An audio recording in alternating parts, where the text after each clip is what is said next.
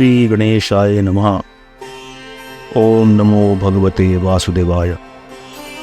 श्रीमद्भागवत महापुराण कथा द्वितीय स्कंद सप्तमोध्याय।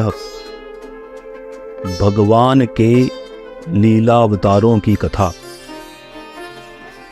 ब्रह्मा जी कहते हैं, अनंत भगवान ने प्रलय में डूबी हुई पृथ्वी का उद्धार करने के लिए समस्त यज्ञमय वराह शरीर ग्रहण किया था। आदि दैत्य हिरणाक्ष जल के अंदर ही लड़ने के लिए उनके सामने आया।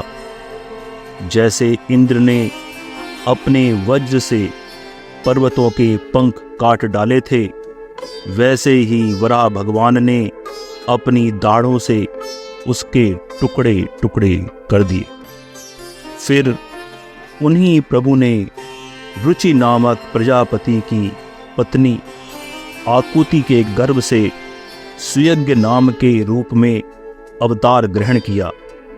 उस अवतार में उन्होंने दक्षिणा नाम की पत्नी से स्वयं नाम के देवताओं को उत्पन्न किया और तीनों लोकों के बड़े बड़े संकट हर लिए। इसी से स्वयं भूमनु ने उन्हें हरि के नाम से पुकारा। नारद कर्दम प्रजापति के घर देवहूति के गर्भ से 9 बहनों के साथ भगवान ने कपिल के रूप में अवतार ग्रहण किया।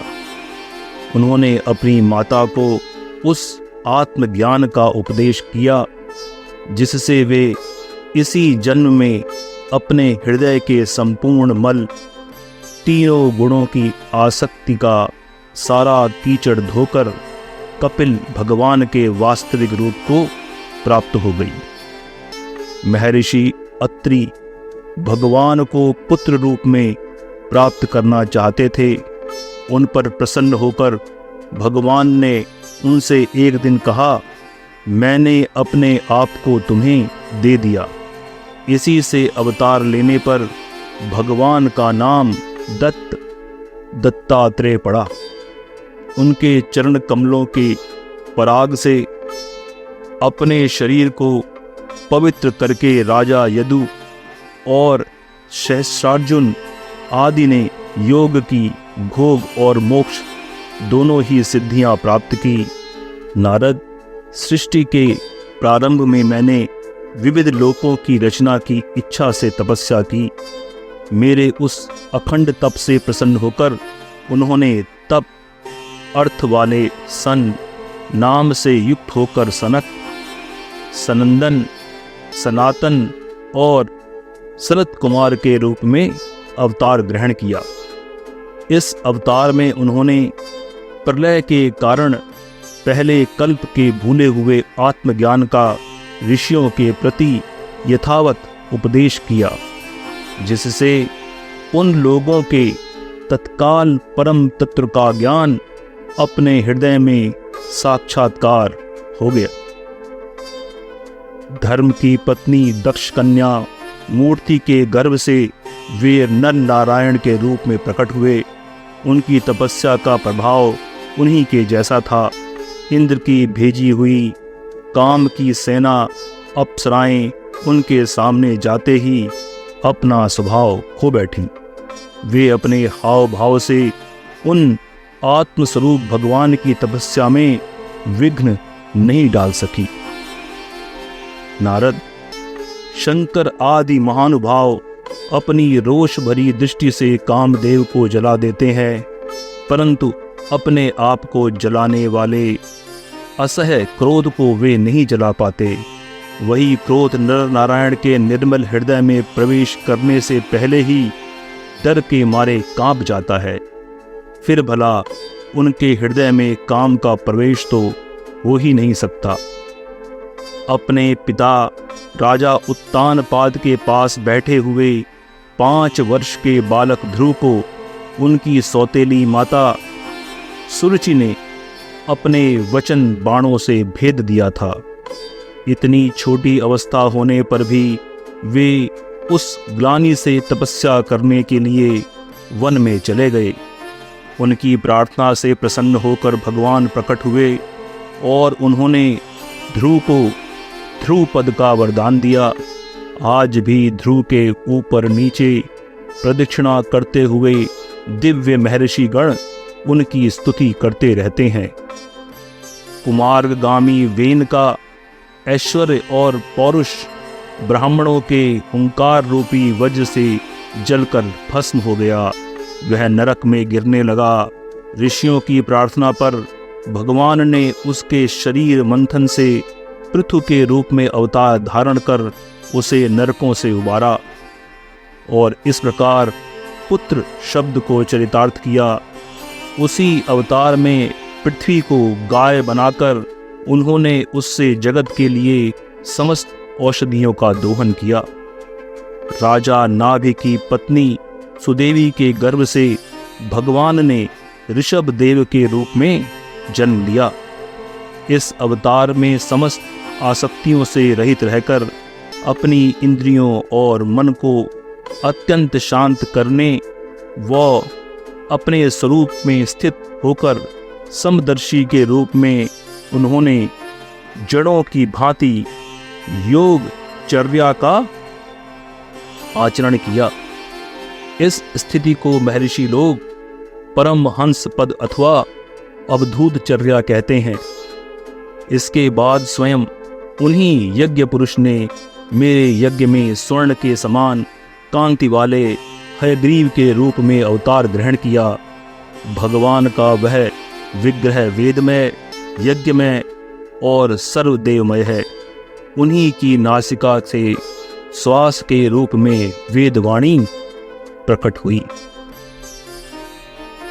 चाक्षुषु मनवंतर के अंत में भावी मनु सत्यव्रत ने मत्स्य रूप में भगवान को प्राप्त किया था। उस समय पृथ्वी रूप नौका के आश्रय होने के कारण वे ही समस्त जीवों के आश्रय बने। प्रलय के उस भयंकर जल में मेरे मुख से गिरे हुए वेदों को लेकर वे उसी में विहार करते रहे। जब मुख्य देवता और दानव अमृत की प्राप्ति के लिए क्षीर सागर को मथ रहे थे, तब भगवान ने कच्छप के रूप में अपनी पीठ पर मंदराचल धारण किया।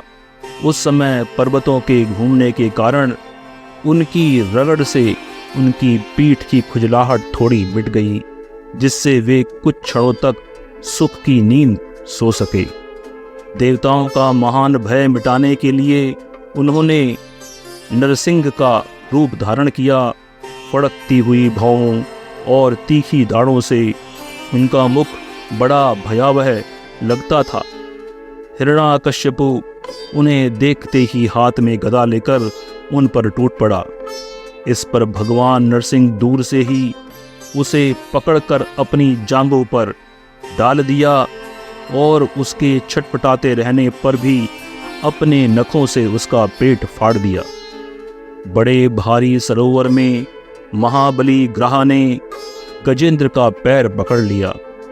जब वह थककर बहुत घबरा गया, तब उसने अपनी सूंड में कमल लेकर भगवान को पुकारा, हे आदि पुरुष, हे समस्त लोकों के स्वामी, हे श्रवण मात्र से कल्याण करने वाले। उनकी पुकार सुनकर अनंत शक्ति भगवान चक्रपाणी गरुड़ की पीठ पर चढ़कर वहां आए और अपने चक्र से उन्होंने ग्रहा का मस्तक उखाड़ डाला। इस पर कृपा परवश भगवान ने अपने शरणागत गजेंद्र की सूंड पकड़कर उस विपत्ति से उसका उद्धार किया। भगवान वामन आदिति के पुत्रों में सबसे छोटे थे, परंतु गुणों की दृष्टि में वे सबसे बड़े थे, क्योंकि यज्ञ पुरुष भगवान ने इस अवतार में बलि के संकल्प छोड़ते ही संपूर्ण लोकों को अपने चरणों से ही नाप लिया था।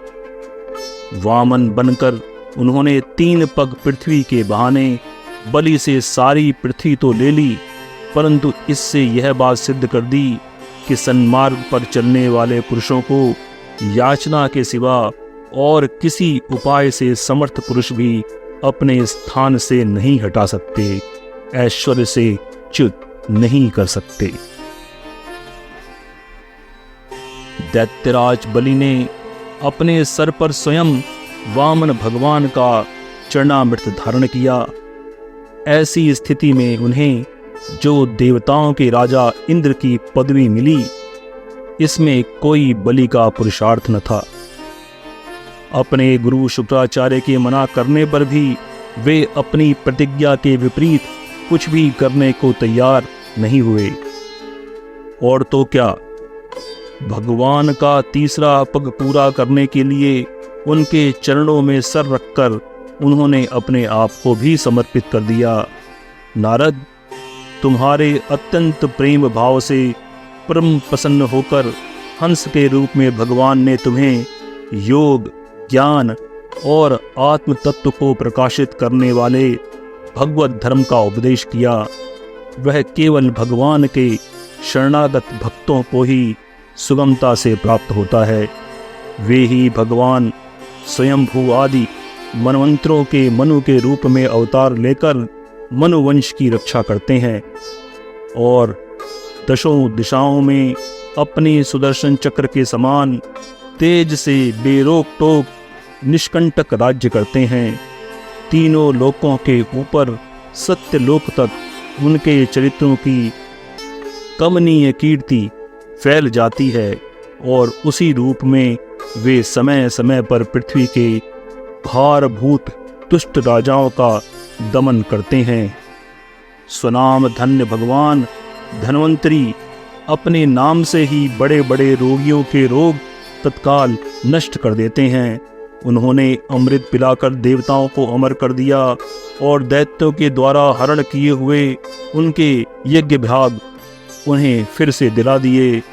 उन्होंने ही अवतार लेकर संसार में आयुर्वेद का प्रवर्तन किया। जब संसार में ब्राह्मण द्रोही, आर्य मर्यादा का उल्लंघन करने वाले नरकीय क्षत्रिय अपने नाश के लिए ही दैववश बढ़ जाते हैं और पृथ्वी के कांटे बन जाते हैं, तब भगवान महापराक्रमी परशुराम के रूप में अवतीर्ण होकर अपनी तीखी धार से फरसे से 21 बार उनका संहार करते हैं। मायापति भगवान हम पर अनुग्रह करने के लिए अपनी कनाओं भरत, शत्रुघ्न और लक्ष्मण के साथ श्री राम के रूप में इक्ष्वाकु के वंश में अवतीर्ण होते हैं। इन अवतारों में अपने पिताजी की आज्ञा का पालन करने के लिए अपनी पत्नी और भाई के साथ वे वन में निवास करते हैं। उसी समय उनके विरोध करके रावण उनके हाथों मारा जाता है। त्रिपुर विमान को जलाने के लिए उद्यत शंकर के समान जिस समय भगवान राम शत्रु की नगरी लंका को भस्म करने के लिए समुद्र तट पर पहुंचते हैं, उस समय सीता के वियोग के कारण बढ़ी हुई क्रोधाग्नि से उनकी आंखें इतनी लाल हो जाती हैं कि उनकी दृष्टि से ही समुद्र के मगरमच्छ, सांप और ग्रह आदि जीव जलने लगते हैं और भय से थर-थर कांपता हुआ समुद्र छटपट उन्हें मार्ग दे देता है। जब रावण की कठोर छाती से टकराकर इंद्र के वाहन ऐरावत के दांत चूर चूर होकर चारों ओर फैल गए थे, जिससे दिशाएं सफेद हो गई थी, तब दिग्विजयी रावण घमंड से फूलकर हंसने लगा। वही रावण जब श्री राम जी की पत्नी सीता जी को ले जाता है और लड़ाई के मैदान में उनसे लड़ने के लिए गर्वपूर्वक आता है, तब भगवान श्री राम के धनुष से टंकार को सुनते ही उसका वह घमंड प्राणों के साथ तत्क्षण विलीन हो जाता है। जिस समय झुंड के झुंड दैत्य पृथ्वी को रौंद डालेंगे, उस समय उसका भार उतारने के लिए भगवान अपने सफ़ेद और काले केश से बलराम और श्री कृष्ण के रूप में कलावतार ग्रहण करेंगे। वे अपनी महिमा को प्रकट करने वाले इतने अद्भुत चरित्र करेंगे कि संसार के मनुष्य उनकी लीलाओं का रहस्य बिल्कुल नहीं समझ सकेंगे। बचपन में ही पूतना के प्राण हर लेना, 3 महीने की अवस्था में पैर उछालकर बड़ा भारी छकड़ा उलट देना और घुटनों के बल चलते चलते आकाश को छूने वाले यमलार्जुन वृक्षों के बीच में जाकर उन्हें उखाड़ डालना, ये सब ऐसे कर्म हैं जिन्हें भगवान के सिवा और कोई नहीं कर सकता। जब कलिय नाग के विष से दूषित हुआ यमुना जल पीकर बछड़े और गोप बालक मर जाएंगे, तब वे अपनी सुधामयी कृपा दृष्टि से वर्षा करके उन्हें जीवित कर देंगे और यमुना जल को शुद्ध करने के लिए वे उसमें विहार करेंगे तथा विष शक्ति से जीभ लपलपाते हुए कालिया नाग को वहां से निकाल देंगे। उसी दिन रात को जब सब लोग वहीं यमुना तट पर सो जाएंगे और दावाग्नि से आस पास का मुंज का वन चारों ओर से जलने लगेगा, तब बलराम जी के साथ वे प्राण संकट में पड़े हुए ब्रजवासियों को उनकी आंखें बंद कराकर उस अग्नि से बचा लेंगे। उनकी यह लीला भी अलौकिक ही होगी। उनकी शक्ति वास्तव में अचिंत्य है। उनकी माता उन्हें बांधने के लिए जो जो रस्सी लाएगी उसी समय उदर में पूरी नहीं पड़ेगी, 2 उंगल छोटी ही रह जाएगी। तथा जम्भाई लेते समय जब श्री कृष्ण के मुख में 14 भुवनों के देखकर पहले तो यशोदा भयभीत हो जाएगी, परंतु फिर वे संभल जाएंगी। वे नंद बाबा को अजगर के भय से और वरुण के पाश से छुड़ाएंगे। मय दानव का पुत्र व्योमासुर जो गोप बालकों को पहाड़ की गुफा में बंद कर देगा, तब वे उन्हें भी वहां से बचा लेंगे। गोकुल के लोगों को जो दिन भर तो काम धंधों में व्याकुल रहते हैं और रात को अत्यंत थक कर सो जाते हैं, साधनाहीन होने पर भी वे अपने परम धामों में ले जाएंगे। निष्पाप नारद जब श्री कृष्ण की सलाह से गोपलोक इंद्र का यज्ञ बंद कर देंगे, तब इंद्र व्रजभूमि का नाश करने के लिए चारों ओर से मूसलाधार वर्षा करने लगेंगे। उससे उनकी तथा उनके पशुओं की रक्षा करने के लिए भगवान कृपा परवश हो 7 वर्ष की अवस्था ही 7 दिनों तक गोवर्धन पर्वत को एक ही हाथ से छत्रक पुष्प कुकुरमुत्ते की तरह खेल खेल में ही धारण कर लेंगे। वृंदावन में विहार करते हुए रास करने की इच्छा से वे रात के समय जब चंद्रमा की उज्ज्वल चांदनी चारों ओर छिटक रही होगी, अपनी बांसुरी पर मधुर संगीत की लंबी तान छेड़ेंगे। उनके प्रेमवश होकर आई हुई गोपियों को जब कुबेर का सेवक शंखचूड़ हरण कर लेगा, तब वे उसका सर उतार लेंगे। और भी बहुत से प्रलंबासुर, धेनुकासुर, बकासुर, केशी, अरिष्टासुर और दैत्य, चाणूर आदि पहलवान, कुलया पीड़ हाथी, कंस, कालयवन, भौमासुर, मिथ्या वासुदेव, शाल्व, द्विविद, वानर, वल्कल, दंत वक्त्र, राजा, नग्नजित के 7 बैल, शंभरासुर, विदुरथ और रुक्मी आदि तथा काम्बोज, मत्स्य, कुरु, कैकय और संजय आदि देशों के राजा लोग एवं जो भी योद्धा धनुष बाण धारण करके युद्ध में मैदान के सामने आएंगे, वे सब बलराम, भीमसेन और अर्जुन आदि नामों की आड़ में स्वयं भगवान के द्वारा मारे जाकर उन्हीं के धाम चले जाएंगे। समय के फेर से लोगों की समझ कम हो जाती है, आयु भी कम होने लगती है। उस समय जब भगवान देखते हैं कि अब ये मेरे तत्व को बतलाने वाली वेदवाणी को समझने में असमर्थ होते जा रहे हैं, तब प्रत्येक कल्प में सत्यवती के गर्भ से व्यास के रूप में प्रकट होकर वे वेद रूपी वृक्ष का विभिन्न शाखाओं के रूप में विभाजन कर देते हैं।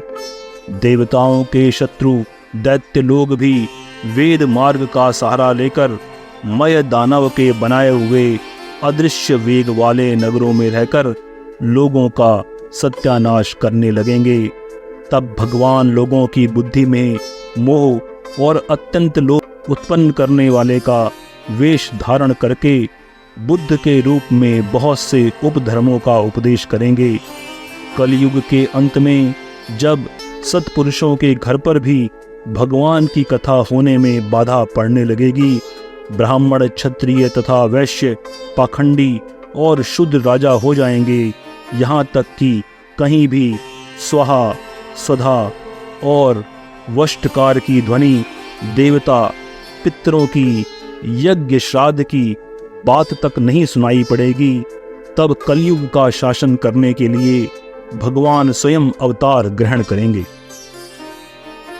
जब संसार की रचना का समय होता है, तब तपस्या, 9 प्रजापति, मरीचि आदि ऋषि और मेरे रूप में जब सृष्टि की रक्षा का समय होता है, तब धर्म, विष्णु, मनु देवता और राजाओं के रूप में तथा जब सृष्टि के प्रलय का समय होता है, तब अधर्म, रुद्र तथा क्रोधवश नाम के सर्प एवं दैत्य आदि के रूप में सर्वशक्तिमान भगवान की माया विभूतियाँ ही प्रकट होती हैं। अपनी प्रतिभा के बल से पृथ्वी के एक एक धूलिकण को गिनकर चुनने पर भी जगत में ऐसा कौन सा पुरुष है जो भगवान की शक्तियों की गणना कर सके। जब वे त्रिविक्रम अवतार लेकर त्रिलोकी को नाप रहे थे, उस समय उनके चरणों के अदम्य वेग से प्रकृति रूप अंतिम आवरण से लेकर सत्यलोक तक सारा ब्रह्मांड कांपने लगा था। तब उन्होंने ही अपनी शक्ति से उसे स्थिर किया था। समस्त सृष्टि की रचना और संहार करने वाली माया उनकी एक शक्ति है। ऐसी ही अनंत शक्तियों के आश्रय उनके स्वरूप को न मैं जानता हूँ और न वे तुम्हारे बड़े भाई सनकादि ही, फिर दूसरों का तो कहना ही क्या। आदिदेव भगवान शेष सहस्र मुखों से उनके गुणों का गायन करते आ रहे हैं, परंतु वे अब भी उनके अंत की कल्पना नहीं कर सकते। जो निष्कपट भाव से अपना सर्वस्व और अपने आप को भी उनके चरणों कमलों में निछावर कर देते हैं, उन पर वे अनंत भगवान स्वयं ही अपनी ओर से दया करते हैं और उनकी दया के पात्र ही उनकी दुस्तर माया का स्वरूप जानते हैं और उसके पार जा पाते हैं। वास्तव में ऐसे पुरुष ही कुत्ते और सियारों के कलेवा रूप अपने और पुत्रादि के शरीर में यह मैं हूँ और यह मेरा है ऐसा भाव नहीं करते। प्यारे नारद, परम पुरुष की उस योग माया को मैं जानता हूँ।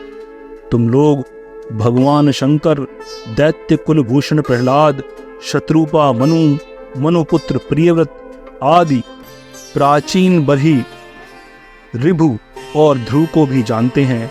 इसके अलावा इक्ष्वाकु, पुरर्वा, मुचकुंद, जनक, गाधि, रघु, अम्बरीश, सगर, गय, ययाति आदि तथा मानधाता, अलर्क, शतधन्वा, अनु, रंतिदेव, भीष्म, बलि, अमूर्तरय, दिलीप, सौभरी, उत्तंक, शिबि, देवल, पिपलाद, सारस्वत, उद्धव, पराशर, बुरिशेण एवं विभीषण, हनुमान, शुकदेव, अर्जुन, अरष्टसेन, विदुर और श्रुतदेव आदि महात्मा भी जानते हैं।